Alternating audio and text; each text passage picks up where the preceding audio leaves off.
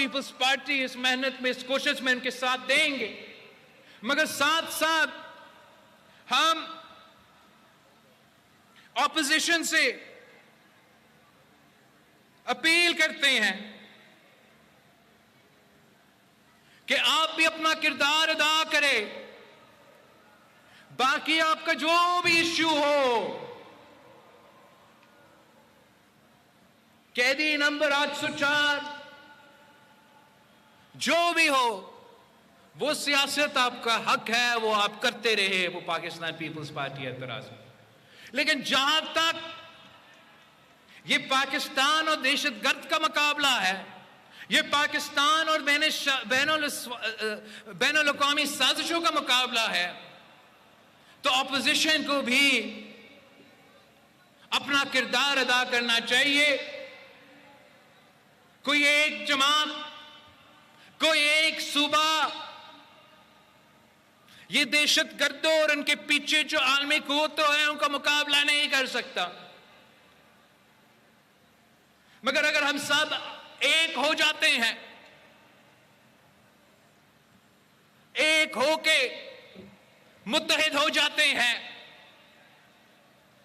तो इंशाअल्लाह ताला हम इनको इबरतनाक शिकस्त दिलवाएंगे।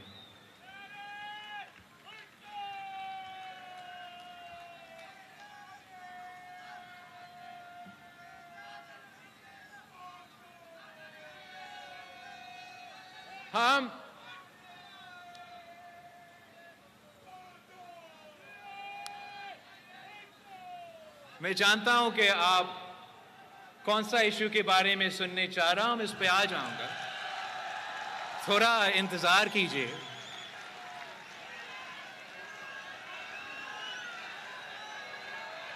तो मईशत,